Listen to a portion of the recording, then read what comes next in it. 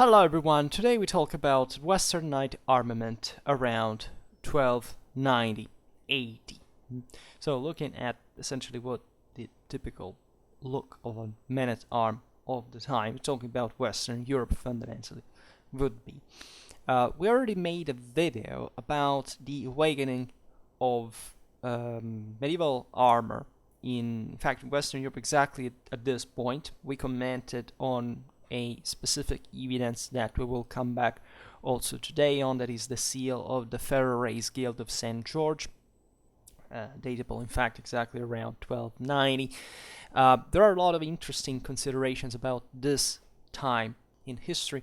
Incidentally, I started my research exactly, the period that spans from 1290, around basically that year, to the mid 14th century. So this is my time, not much because I'm not an archaeologist. I'm not specialized in arms and armor.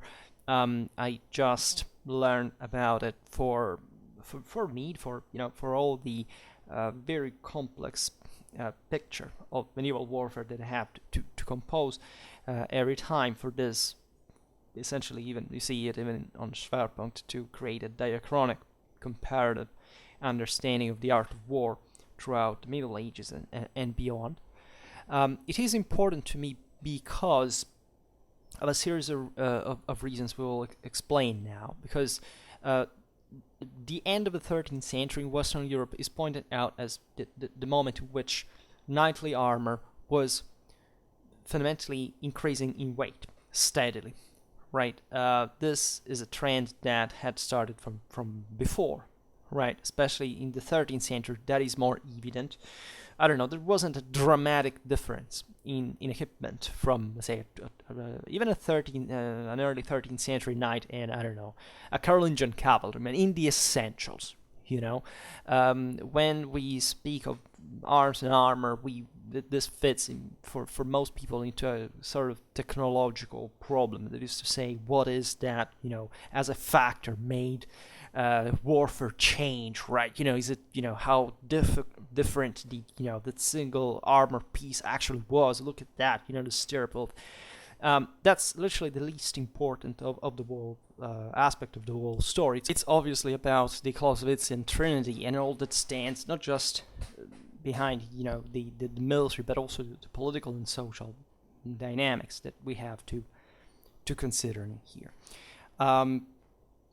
Some authors exaggerated in the past, at least, because today I think reenactment in popular culture has spread enough awareness of the fact that the awakening, the weight of armor, medieval times in general, even when we talk about full plate armor of the 15th century, wasn't at all much of a of an impediment for the combat capacities of the knight in a condition, let's say, of fitness and freshness. How much did armor altogether weigh this time for a knight? 16 kilos, right? It's not much, right? Considering that Napoleonic foot soldiers in 1812 carried in excess 26 kilos of equipment, right? The Romans probably even more. Naturally, in combat it was a bit of a different thing, and also renowningly enough, armor were all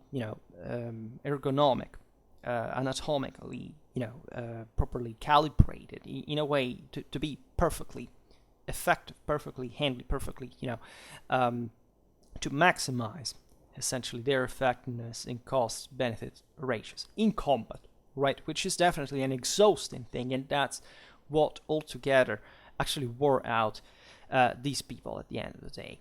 So, of course, armor, even at this time, hadn't dramatically increased in weight, right? The 13th century had seen essentially as a major armor, element, the improvement, let's say, the spread of plate armor, right? This started seemingly to appear in, clearly in the first half of 13th century East Germany, mostly from there. Basically, in a few years, you would find starting to spread everywhere, right? So it was very, very contemporary in ways that European arms and armor at this point were becoming virtually identical everywhere in Europe, right? In the West, in this area that now was essentially exceeding, overflowing, let's say, with its wealth. Also neighboring cultures, etc. There is a Frankization of the world. Think about the Western Slavs, the Byzantine Empire is conquered by saying Westerners. Even the Muslims were influenced by Western warfare. There was armor specifically, and this armor was spreading mostly, at least within the various reasons that altogether make you want to be better protected on a battlefield in general, from the development of missile weapons, namely of crossbows, that at this point are basically taking over all over Western Europe, taking kind of this main missile weapons, especially en masse, right? Yeah, you say the English, yes, they were starting to develop en masse longbow on their own, but the effects you see were similar, right? In terms of actual threat posed on the field, right? Because never look at history like, yes, if it was an engineering matters. A combat is something where the most uncalculatable things happen, even in terms of actual performance of missile weapons, things like that. Even consider the angle of incidence of the tips of missiles, the various distance, whatever. There's not such a thing like a standard crossbow bolt, right? A longbow shot in terms of what would a knight have to cope with. Like most of what a knight had to cope with at this point was a shower of projectiles and blows of different intensity, angle, whatever, all these stuff that altogether simply made these people say, okay, we need extra, protection, right? And the explanation here is not what technology entered on the battlefield, but fundamentally, way more importantly, for example, how many people were equipped with certain weapons and what kind of degree of collective training they had to use it, right? So never think that these things change because, that technology is the factor that changed war. No, technology literally is one of the least significant factors in the evolution of tactics. And generally speaking, of arms and armor that are suited for tactics, specifically speaking, because a knight here needed that protection also because he had a specific role on the field, and that role was essentially due to its political and social preeminence, right? Otherwise things would have gone differently. And this, gradual happening is taking place also not just among knights, right? But the knight is more exposed. Is the guy who stands on horseback in front of everybody in the line, charges. So he's the guy who's getting the greatest blows. He is the one who fundamentally has more money to invest to protect himself. But there are, as we've seen also in other videos, other more systematic dynamics that derive from this general wagoning, right? Because as we've seen in terms of mobility, if you pick a standard guy, even in full plate armor, you can fundamentally run, lie down, get up, jump, making acrobacies. Think about Marshal Bouchicot, that literally made stunts with that. Edward I at this time was famous for jumping on horseback in full armor without much of a problem. Right. The main problem, though, is that on the field, so if you pick the single guy doing nothing essentially, if not did these movements, okay, yeah, the armor was fundamentally comfortable, right? We will see now also in detail the let's say the various additional elements to not just to armor, but the various gadgets and items, etc. How this this thing worked all together with the knight, with the weapons, etc. But the problem of this wagoning came, as we've seen, the longer these troops remained on the field, and we all know that medieval battles, which battles mostly lasted several hours, right? If not, it could be an entire day, right? And still other forms and more common forms of combat, like thinking about in sieges, etc., did require a very long commitment. Knights were used as stormtroopers during sieges, right? So the idea also that sieges, on siege there is no cavalry, damn. Yeah, but knights fundamentally did the same exact thing they did in pitch, but in terms of protagonism, right? They did in siege warfare, right? So think about, a cavalry charge is something mostly psychologically shocking. You must have, enormous guts, to say the least. But fundamentally, it's something more staged a little bit. That's the peak of collective training that is displayed. So the idea is that if somebody is enough collectively trained, is able to make the whole thing work with the least effort, but maximizing its effects, is something that even though medieval knights in the 13th century were also the peak of individual training. That is, they could fight in every single situation with a dramatic psychophysical resistance. Fundamentally, here the man-at-arm is functional, and its armor is functionalized for that kind of collective effort that is ever, in fact, taking more. Essentially having more consequences also in the development of the same 13th century warfare. Brings in a lot of new interesting things that we have already talked about, we will discuss again. But I don't know, if you have to storm a fortification, well, if you actually study how these things were performed, of course, on foot, think about what it meant just to advance under fire up to the fortifications with ladders, to climb them, to have, so being in one of the most properly psychophysical disadvantageous situations, guys that throw you stones from the bow, a rain of arrows, and you have to climb up there to open your way over the city wall, the walls. It's something exhausting. Properly, just an athlete can do that, right? And it doesn't matter how strong and trained you are and whatever, how muscular, etc. But after a few minutes of continuous strife, you are exhausted, right? So, and I don't know if you ever train, with weights, things, trying to run in with weights, for example, the difference that it makes running without. You can see that even adding a few kilos can exhaust yourself in a way that you wouldn't. So you can imagine in combat, right, in a situation that is mostly also psychologically stressful and therefore amplifies also all the physical strains in that matter, what it means even to have a little extra weight. Yeah, you get better protected, but at the moment you're fighting, you're not properly even thinking that. That is to say, you're still fundamentally, given the concerns that you have in that moment, whether a crossbow bolt can penetrate more or less into your armor is an influence in front of how many. In fact, as we were saying before, how many enemies are there up there? What's your situation? Are you together with your unit? So in all this, weight can become naturally very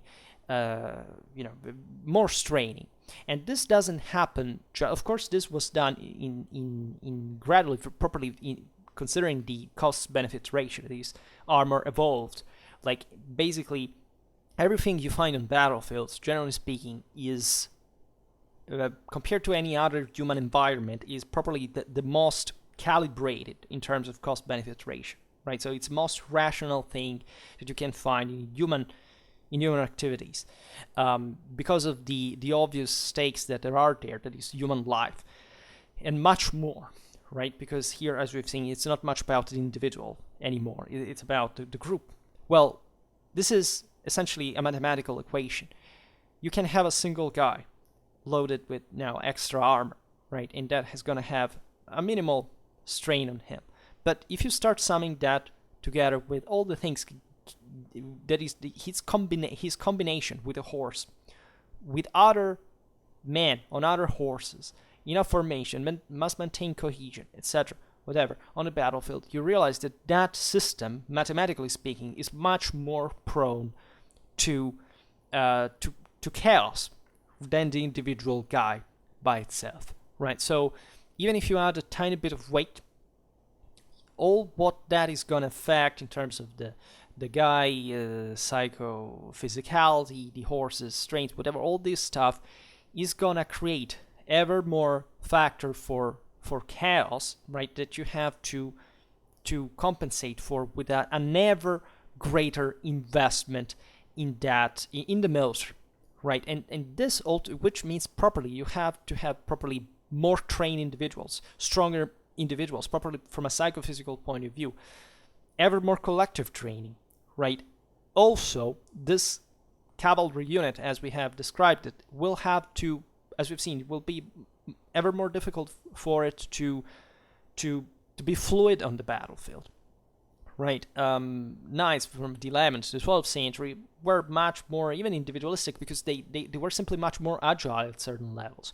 From the late 13th century, yes, there is an increase in properly the level of tactical specialization that comes altogether into tactics. That is to say, heavy cavalry now is ever heavier, right? And it's ever heavier, as we've seen, not just because of the tiny, but it's not a matter of physical weight. It's properly the need for that cavalry to, for example, be much more careful in its movements, to be employed in an ever safer way, because there is much more moral material resources invested in it to make it to field it properly, because as we've seen, it costs ever more. So that thing is ever more likely to be employed in that specific tactical role, to be supported by other units, infantry, etc., in an ever more functionalized and systematic way, right? And all these naturally make you understand how much blurred the even the single weight factor is in comparison to all the other things you have to start calculating now.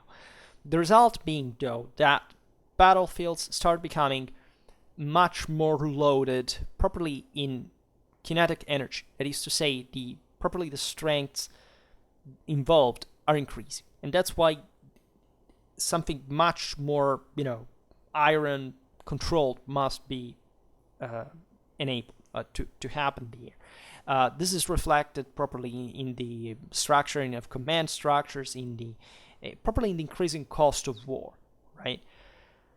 And also in the increase in importance of heavy cavalry, and the possibilities of single powers to afford it, right? Which many can't, right? And that therefore will end to be, overwhelmed by other powers. In fact, this is a time, after all, in certain areas of Europe where, not surprisingly, armor technology was more advanced and warfare was more intense, of political and territorial compaction under single ruler, right? Think about the beginning of the signories in Italy, also the compaction of under lordships of in Germany a little bit. In fact, the two examples we make now are from Ferrara and from Strasbourg, right? Because these were renowningly some of the areas from which some of the best the greatest improvements in arms and armor came from,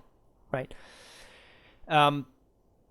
Therefore, yes, a tiny bit of difference if you look at an individual knight, but an enormous deal of difference if you see what the consequence is from a systemic point of view, right? So yes, definitely, even such a small difference in armor could mean a lot, or at least is cause and consequence at the same time of essentially a much greater investment of resources in warfare than before, right?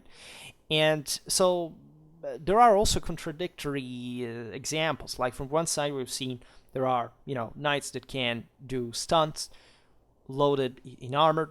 From the other side, we see sometimes knights that are exhausted, that once they fall on the ground, they're captured because they simply can't move. They can't even get up on their feet. Sometimes these were older people, but because you had, I don't know, knights participating to tournaments up to their 80 years old.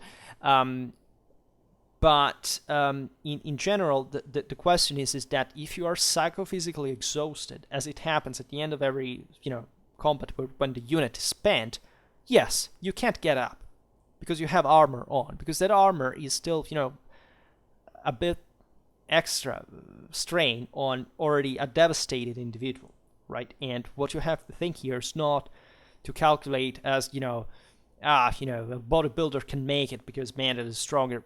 This is if the bodybuilder hasn't a granitic moral strength, he will be crying there like a child, because as long as he finds something on the field, he freaks out. He's not trained. These people were trained specifically to rip other human beings apart without blinking. Do you understand that? So the physical aspect is ridiculous by itself, right? It's just something you have to evaluate in what is the Clausewitzian and real idea of war, that is essentially a struggle between moral forces, right? Whoever you are in 2021, you can't even dream to imagine what the moral force of a 13th century knight was, because you're just a slob. Doesn't matter how much you train, how much you think you're cool, strong, or a thug, you are radically inferior to a person that maybe wasn't even that dramatically more physically,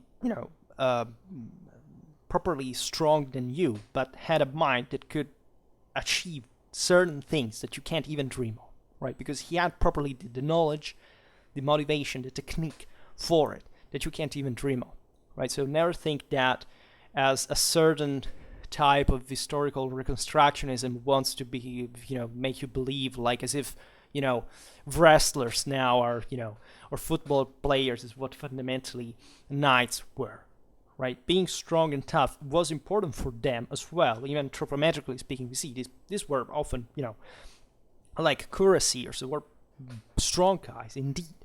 But that was the least of what was actually required to them, right? And that find this in the moral dimension the most important aspect. What would be the average appearance of a knight by 1290 AD? So, as we've seen, the basics in warfare notoriously was the coat of mail, right? Now, at this point, was worn properly beneath the new plate armor, right? It could be sometimes not just metal, but cuir, right? Cuir bouilli. This leather hardened was particularly treated form of armor that was cheaper relatively at some level. The problem, it's often misportrayed sometimes to say, certain areas of Europe that had least access to metals normally compensated with this. Yes, in part that is a factor, but there is also to consider properly certain, even environmental problems. That is to say, Southern Europe is hotter, right? Even, Germany in summer is, you kill yourself if you go in armor, under the sun, whatever. But the problem, you may literally want to absorb less heat as possible, right? So that was an astonishing problem. We have examples of entire cavalry units fighting in summer were literally exhausted. They would prefer literally to take off their armor to fight, right? And that's extremely important, because that tells you how even what's armor if the place is too hot to fight. You see, those are the things that in war actually make the difference, not how standard, after all, the integration of coat of plates or more or less metal on you but could actually be, right? We have evidence of people that naturally died of strokes, of collapses. Literally, the organism couldn't make it, right? We know people who died out of heat, of proper dehydration on the battlefield. Like their organism collapsed together with the mental shocks of a defeat and what they factually saw happening on the battlefield, which is something that you wouldn't like to wish to your worst enemy, right? Let's say that there were different, naturally, equipment was far from standardized, but we can outline some kind of stereotypical things, like the male coif, right, head protection, was by this time usually separate, right? Could be hidden also under some form of collar, for example, in whalebone, etc. It had usually the coif at this point could have an opening in the back and the nape with some laces, which you could close it like that. We have the appearance of, let's say, from since 1275 around, of ailette, right? So this kind of small rectangular or sometimes even more related diamond-shaped or circular boards, right, attached to the shoulders and painted generally with the knight's arms. You've already seen them. And we don't clearly know or understand, also because iconographic evidence sometimes simply doesn't tell us. Maybe we get it from sculptures. We don't know what materials, for example, these devices were supposed to be made of. Some think of ailette or in metal, right, to provide as an extension to armor, to provide protection for the neck, like you have this sword blows most rotating at the shoulders level that pass in front of the face or the neck. They of course the knights in combat would wear helmets, sometimes would, however, such as the great helm, right, that were very enclosing, etc. But there were also cattle hats, right, with the face remained uncovered, so there could be danger. So the ailette was saying, okay, it's still something, protruding, like, and possibly absorbing part of the hits. However, we are told that some ailette were made up of parchment, right? So they might simply serve just for display, for kind of appearance. That is also overlooked. I mean, properly, the degree of appearance customization and how colored and frightening and imposing these knights properly were, right? Color. When you think about medieval knights, you shouldn't think of a gray, kind of steel cold look. You have to think of color of every type. There's not hardly something more colorful than a medieval army in look, right? But the look is also for the individual knight thought to scare, and the helm in here was the key. At this point, that the helm is becoming more pointed, right? To properly with the understanding that the blows that were received were more cunning, let's say, also coming from the above, from multiple directions. So this thing had to become ever more capable of diverting any kind of blow that could arrive, whether it be sword or missile, projectile, etc. And the helm also was, to prove this strain, the helm was imposing, was big, was something that inside had a lot of suspension to absorb the blows, was calibrated for specific measures of the knight, etc. It was tied with a chain and toggled to the belt to sling it and help prevent loss in battle, right? The helm at this point, the great helm, was thought to be properly worn during the charge, right? We have sources telling explicitly that, of course, knights mounted on horseback, that didn't have to last long, because even the horses tired easily. So literally, you could exhaust yourself even when simply you stand in armor. And the same goes for the horses. This timing was very important. So when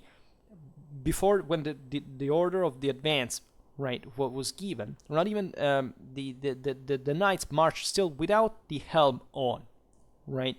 And it's just when the enemy, was inside, they would, close in the distance, they would cry out, helm on, helm on. It would put their helm on, because literally it was difficult to breathe. There were holes inside for breathing, of course, but just think today people can't stand masks for combat. Let's just think, as we were saying before, what it meant to fight with a great helm in July, in August, and to to have to go for it with all the adrenaline pumping, because you're literally, cavalry charge is possibly the single most devastating thing that you can ever imagine in the history of warfare. And don't think that, even that's something that shelling or modern warfare has somewhat put in perspective, because literally we know, even from modern cavalry charges, that it's something utterly devastating, right? The knights were dramatically controlled collectively to behave, to be disciplined, to maintain formation, because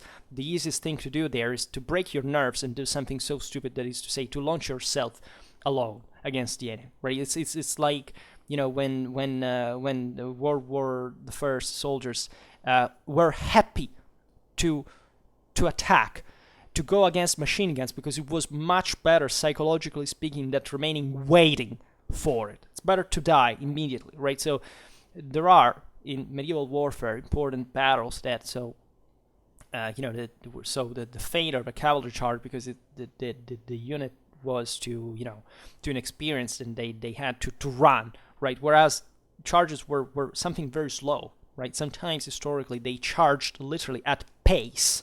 Sometimes, right? Mostly would actually happen for, at this canter with full charge just in the last tens of meters. But sometimes, the sheer, force of a thickly packed mass of cavalrymen moving was enough to literally dilute maybe a worn out, to properly disband the resistance of a worn out unit in the front, right? Remember what we said before, that these cavalry units are becoming ever heavier, so they're also less speedy. They are also less mobile. They get, as we've seen, more projectiles even during the advance, right? This is the time which also metallic armor for horses, albeit kind of elite numerically, but starts properly being confirmed for Western Europe, right? We don't explain today, the metal armor is witnessed for, plate armor. I mean, for other contexts. We find the Battle of the Semlin of 1167, according to Byzantine sources, for Hungarian cavalry. We understand that, generally speaking, the steppes influenced realities developed something more similar, but in Western Europe it's different. Right, it's definitely due mostly for missile fire that becomes more harassing, even more punching properly. But at the same time, as we were saying before, it's just one factor in a sea of other ones that brought, in fact, most cavalry at this point to still have not having any metal armor for the horses, right? Or to have usually gambas and things like that. Maybe something for the head was usually preferred, because also that's the one the horse exposes the most during the charge, and the charge has to succeed, or otherwise, it's not. Well, okay, they also made it back and forth sometimes, but this, generally speaking, doesn't mean that every knight has to be equipped in the same way, right? As we were saying before about we could expand on this topic, because that from this point properly, if you look at the condotta or the indenture, all these organizational forms, that there are, that the cavalry units properly start to have some lighter cavalry together with them, specialists, sometimes even mounted missile troopers. And or we could dismount on a regular base to fight, right, to support from foot the knight, etc. But as we were saying before, however, the psychological element is fundamental. The helm, as we've seen, is more pointed. It's something greater, and it has this magnificent crests that become ever more elaborated in this period in history. Crests were secured by laces through a ring of holes on the helm, and usually this joint it doesn't appear in iconography because it could be covered by wrapping a cloth around it, so to form, as you've seen, the kind of decorated base of the crest, it seems like, embroidered as such. And also, this allowed the same wrapping of cloth to be hung down the back of the helm, where some people believe it could help given more protection from heat that, as we've seen before, was crucial. Like, this was metal, absorbed everything, so you had a sort of tent, at least in the back of the head, because in the front, already the eye-slits were very thin, right? Too, because normally enemy lances would be pointed in a cavalry charge properly to the face of the knight. So we have horrendous wounds even through these narrow eye-slits that were in fact even reinforced with extra layers of plate, etc. And however, heat was still always a consideration. We have there are lots of evidence properly of knights that were, for example, during a charge, they were knocked down, and when they were, this mostly sources say for the important people like kings, princes, etc., where the story revolves around it. Sometimes they had lost consciousness, because aside from the trauma, the thing, but properly, sometimes they had difficulties properly to breathe within these things. And the little cloth behind the helm that starts appearing this time will be known as wreath or lambrequin, which is a famous device of in heraldry, right? Because they represented the helm. Even during tournaments, sometimes there was a fake knight that or the squire that brought properly the helm of the guy with the crest, etc., whereas the knight would proceed together with the dame in a lighter equipment. Also because during the presentation there was no need to be dressed up and to exhaust yourself in armor again. They cared about this because simply life was more costly at the time. Literally having water or food there to restore yourself costed proportionally, something that today we can't just say, okay, came after, training, I want to drink, I don't know, 2 bottles of water. Well, at the time, it was all complicated. It was all paid. There were different, properly economical relations, etc. So don't ever think that any of this is anecdotal or random or something that didn't matter. They cared even about these things, and together, however, prevalently with the general role, the dignity and appearance that they had to maintain. It's just this lambrequin, this date was less fussy. They wouldn't, that heraldry is mostly a modern, not a medieval thing. Sometimes the ends of the cloth hang down like a scarf too. Other times it appears to be like a single broad rectangle of cloth. This naturally depended. As we were saying before, together with the great helm, there could be lighter forms of head protection, namely the cattle head. Right, that was a way to have specifically more sight, less weight, properly also more air, and in fact knights were sometimes properly fighting normally with this, right? Never think it's something so strange. Now, plate armor would be normally worn between the surcoat and the coat of mail, right? However, we start having evidence of a reinforced surcoat, that is to say, properly a surcoat, properly some more resistant fabric, to which the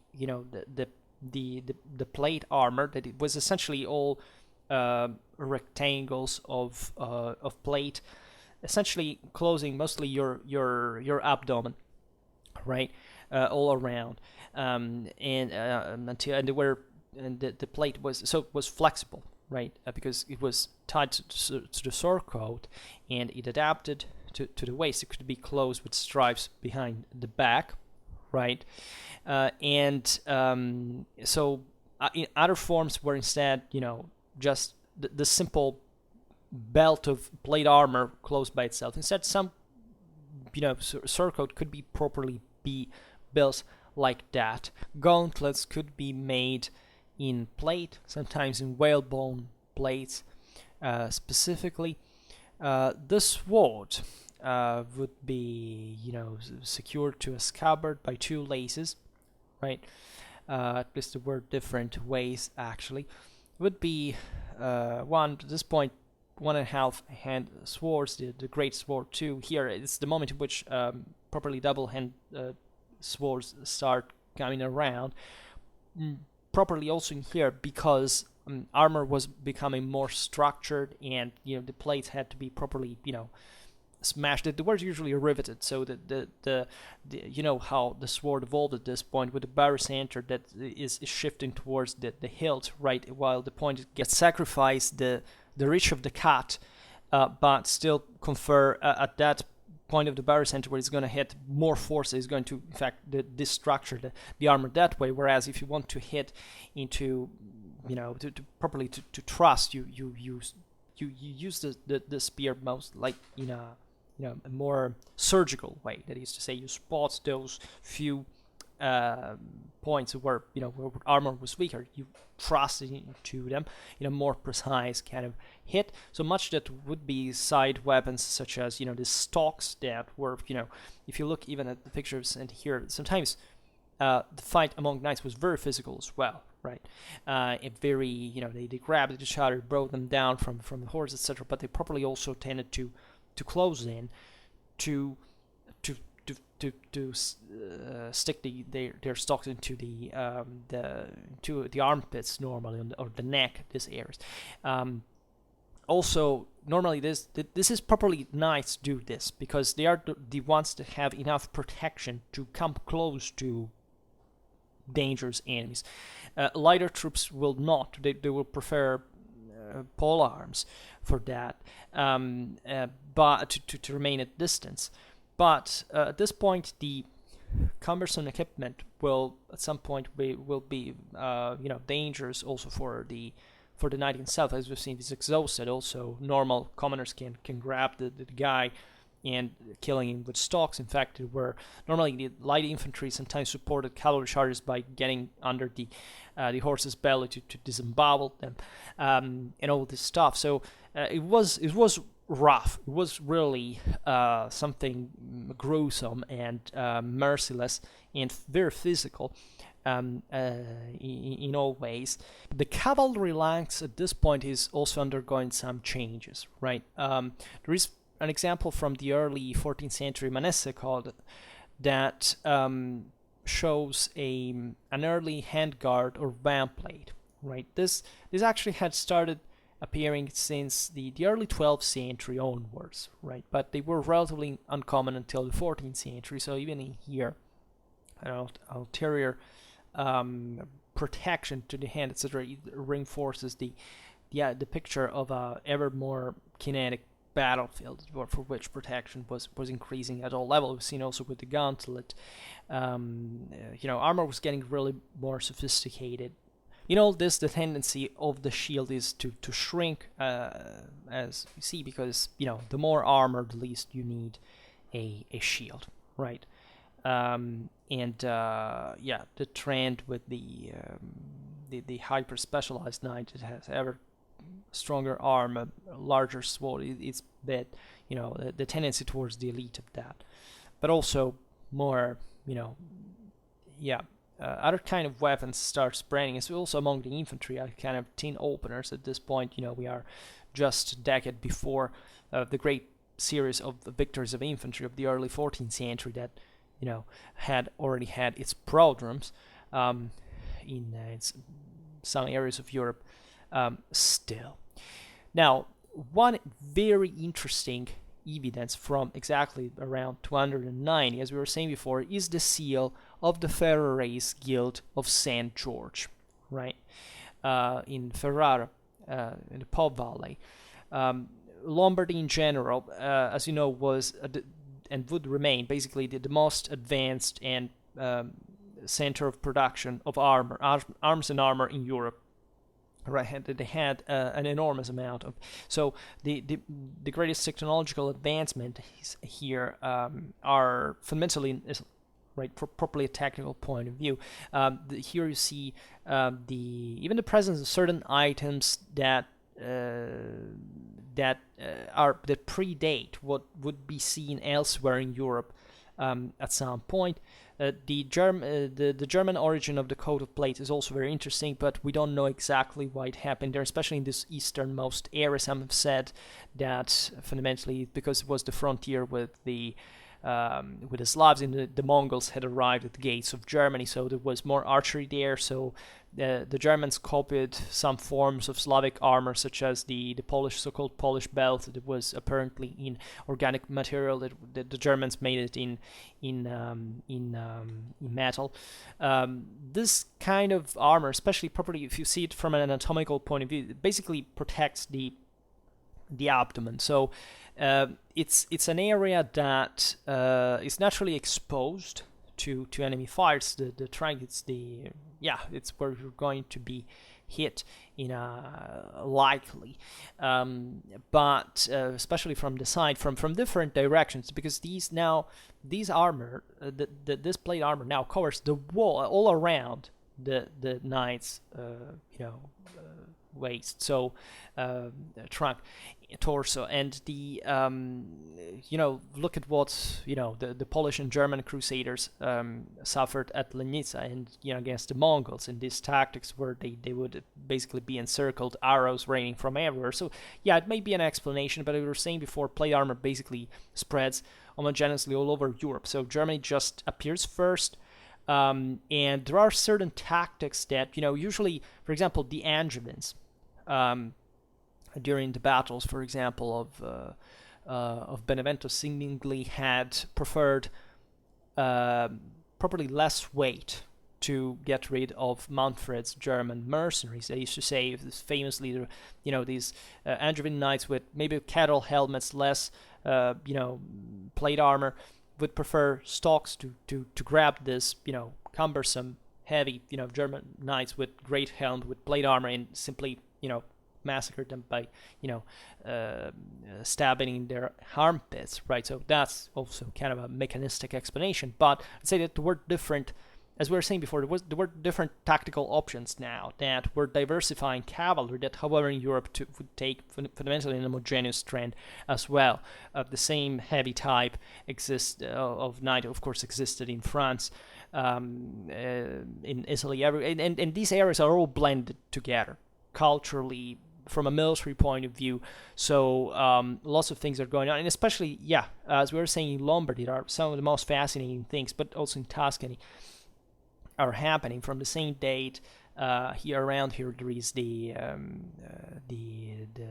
beautiful the beautiful tomb sculpture of Amaury de Narbonne, killed at the Battle of Campaldino in 1289. Well, that's a typical example of so-called Tuscan Provençal armor that displays also a lot of leather, boiled leather pieces of armor in this kind of more slighter fashion that will become kind of exemplar, in fact, of the Tuscan-Anjevin style, it is called, but that a bit opposed to the heavier German type is to be found also instead in the Lombard Ghibelline powers that they were fighting against the Angevins, even in Italy. So the most fascinating aspect of the Ferraris seal is the full plate greaves and possible sabatons worn in a fluted, pointed pulley, right? And these are closed greaves protecting both the front and back of the lower leg, right? And they start first appearing, in fact, at this date, right? And this tells a lot, actually, about the defensive needs of European knights, because at this point you see that fundamentally the threat comes from below, in a sense. Yes, because a knight would pretty much fight against infantry as well. These units were trained to charge cavalry and infantry alike, right? Consider, especially in Italy, there is no victory of infantry over cavalry in this time. There are important, there is a dramatic, actually, infantry development, but you never reach like, the surpassing of cavalry by infantry winning alone on the field. But still, The local Italian infantries are specialized with properly pikes, crossbows, traumatic weapons in a very systematized fashion, right, and in great numbers, and cavalry in here displays properly this early development of leg protection that surely has to do with this at many levels. Normally, especially considering, fighting against our enemy cavalry, having a back leg protection. What's the here it means properly the threat arrived from everywhere, right? Mostly in the form of projectiles, but also of pikes, of weapons that from mostly everywhere would strike. But that when in melee would mostly come from infantry, at least at a close range with properly cold steel, etc. And this is a very important characteristic of this beautiful picture, that displays also a very interesting coat of plates as well, with a scalloped lower edge of a type that is not normally seen well into the 14th century. So even here, Italy predates certain European development in armor. We don't understand exactly from this iconographic evidence how the coat of plate was made, right? But it seems that basically consisted in a number of smaller plates riveted to the inside of the surcoat, right? There are normally, this plates would be larger, right? Most of these rectangular pieces, mostly not surpassing 2 rows, 1 or 3 rows. Some plate armor was standing centrally to the chest to protect the heart, right? So also, coming over the abdomen, right? So that would be a tribal line, or sometimes 4, I don't remember, but still they were normally larger plates, where this one appears smaller. It's a bit like, if you have an idea how the brigandine was eventually conceived, we're not completely far from it. Also, there are probably some artistic license in this seal, because this laminated or scale covered skirt that we see around the eaves of the knight seems to might have been an archaism from Byzantine art, right? The same goes for his flowing cloak and bare right arm, right? So there were still Byzantine influences in Italian art at this point, importantly. For the rest, this guy is protected by an ordinary flat top shield and a fully developed great helm. And it looks definitely impressive. And there is another very interesting iconographic evidence coming from Swabia. This is from a private collection. Müller-Wiener have showed this in their work. It's supposed to have been made by Strasbourg masters. And it's an oak statue of King Louis IX of France, right? So at this point, Louis IX had been canonized, right, as saint. He had died essentially a generation before 1290. Right, but this statuette was made, and we think the carver was from the imperial city of Strasbourg. Well, so this statue shows, after all, a very traditional and even old-fashioned picture, right? With the exception, even in here, made for the plated greaves, right? So here, probably the author was aware of depicting an anachronism, because they knew, of course, that armor was evolving over time. At the time of Louis IX, would probably look different. But still, there are these plated greaves that are also, together with the seal of the Ferraris Guild of St. George, one of the earliest and clearest representations of such armor piece. While the rest of the king's armor is pretty standard. Like, speaking of mail, there is an hauberk, coif, and chausse. The coif doesn't have a ventaille, It's probably, might have been a type that was tightened around the face by a drawstring, right? Also, his sword belt, shield, and guage are somewhat traditional. But the importance of leg protection even here speaks properly for the mounting of the effectiveness of infantry tactics, of infantry warfare.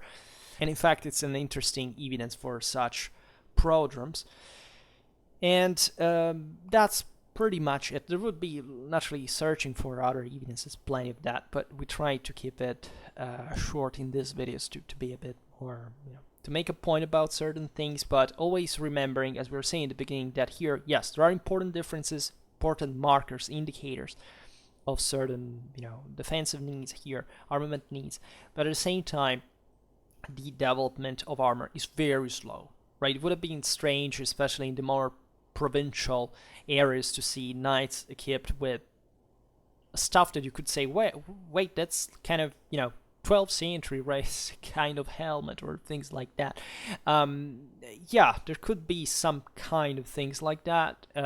Consider also that some of the best evidence we have naturally were representing the top armament of the time. So naturally the elite could afford this huge amount of of wealth that they would invest in the top armament. It wasn't just for personal safety, but probably also for showing off, right?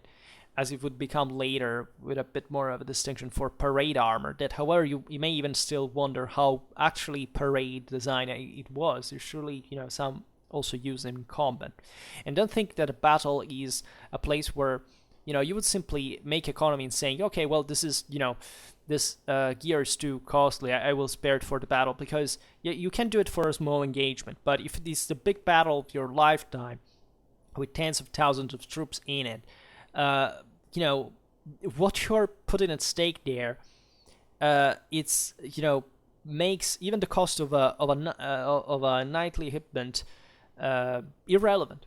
Right there, you're fighting for your life and for obtaining something that politically can make you, even way richer than the what it takes to to buy that armor, to afford that armor. So, in any case, lots of other arms and armor would be simply of cheaper quality in a sense, also because, like, I don't know, out of 10